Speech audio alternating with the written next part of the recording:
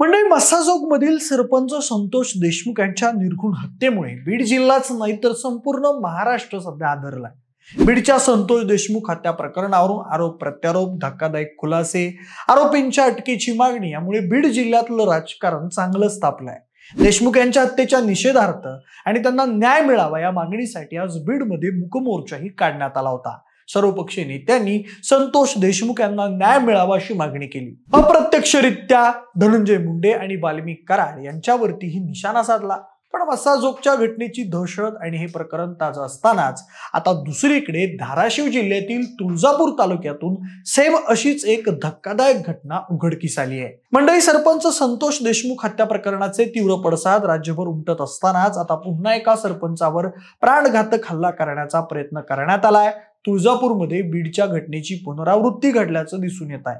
मेसाई जवळगा गावच्या सरपंचाच्या गाडीवर पेट्रोल टाकून त्यांना जिवंत जाळण्याचा धक्कादायक प्रकार गुरुवारी रात्री करण्यात आल्याचं समोर आलं आहे।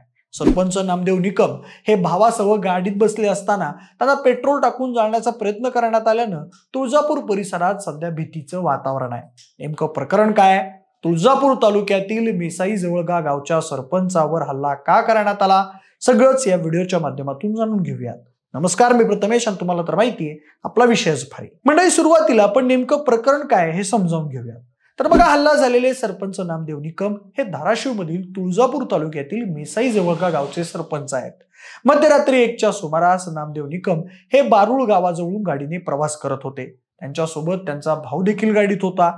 त्यावेळी अचानक काही गुंडांनी त्यांच्या गाडीवर हल्ला केला। या गुंडांनी दगडाने गाडीच्या काचा फोडून गाडीत पेट्रोलचे फुगे टाकून जाळण्याचा प्रयत्न केला। अधिक मिळालेल्या माहितीनुसार नामदेव निकम हे मेसाई जवळगा गावच्या दिशेने जात होते। ते गाडी चालवत असताना मध्यरात्री अचानक त्यांच्या गाडीच्या दोन्ही बाजूनी 2 बाईक्स आल्या। बाईकवरचे लोक हॉर्न वाजवत होते। त्यांना पुढे जायचं असावं असं समजून त्यांनी गाडीचा वेग कमी केला, पण त्या बाईक स्वारांनी त्यांच्या डाव्या दरवाजाची काच दगडानं फोडली। त्यानंतर पेट्रोलचे फुगे गाडीत टाकले। यानंतर नामदेव यांनी गाडीचा वेग वाढवला। त्यावेळी बाईकवरच्या गुंडांनी त्यांच्या गाडीच्या समोरच्या काचेवर अंडी फेकली। अंड्यामुळे काच खराब झाल्यानं त्यांना गाडीचा वेग कमी करावा लागला। त्यानंतर बाईक जवळ आणत गुंडांनी गाडी पेटवण्याचा प्रयत्नही केला, असं नामदेव निकम यांनी माध्यमांना दिलेल्या माहितीतून समजतंय। एकूणच तुळजापूर तालुक्यातील मेसाई जवळगा गावाजवळ ही अंगाचा थरकाप उडवणारी घटना घडली। जवळगा येथील या घटनेत सरपंच आणि त्यांचा भाऊ हे दोघेही जखमी झाले आहेत। सध्या पोलिसांकडून या घटनेतील आरोपींचा शोध सुरू आहे। पण या सगळ्यात लक्षात घेण्यासारखी गोष्ट आहे की नामदेव निकम यांच्यावरील हा हल्ला पवनचक्कीच्या वादावरून झाल्याचा संशय सध्या व्यक्त केला जात आहे।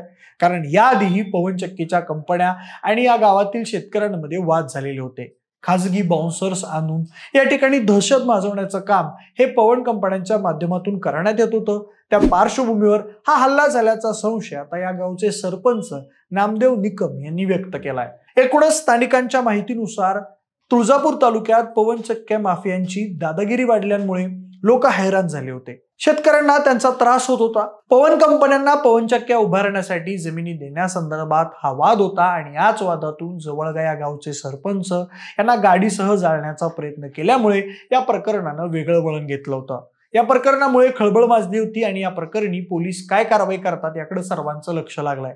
सध्या धाराशिवचे पोलीस अधीक्षक संजय जाधव यांनी भेट देऊन संबंध घटनेचा आढावा घेतलेला आहे। त्याचबरोबर महसूल अधिकारी आणि पोलीस यांच्यामध्ये एक समिती स्थापन करून या घटनेचा सखोल तपास या समितीकडून सुरू करण्यात आलाय। त्यामुळे धाराशिव जिल्ह्यामध्ये पवनचक्की आणि सौर ऊर्जा प्रकरणावरून काही तणाव असला तरी कोणाचीही गुंडगिरी चालू देणार नाही असा निर्वाळा जिल्हा पोलीस प्रमुख संजय जाधव यांनी दिलाय।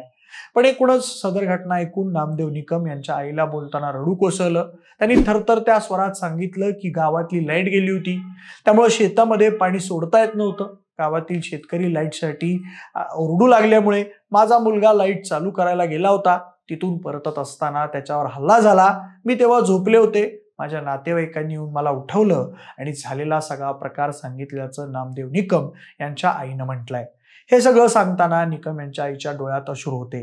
या प्रकारामुळे त्यांना आपल्या मुलाबद्दल प्रचंड चिंता वाटत होती। निकम यांची मुलं आणि पत्नी हे शिक्षणासाठी बाहेरगावी आहेत। त्यांच्या आई गावी राहतात असंही त्यांच्या आईनं सांगितलं। पण एकूणच महाराष्ट्रात अशा प्रकारे सरपंचांवर हल्ले होणं ही धक्कादायक बाब आहे। जर अशा प्रकारचे हल्ले होत असतील तर काम कसं करायचं हा मोठा प्रश्न आता जनतेसमोर उभा राहिला आहे. सरपंच संतोष देशमुख यांच्या हत्येनंतर तर आता अशा घटनांना पेव फुटलाय.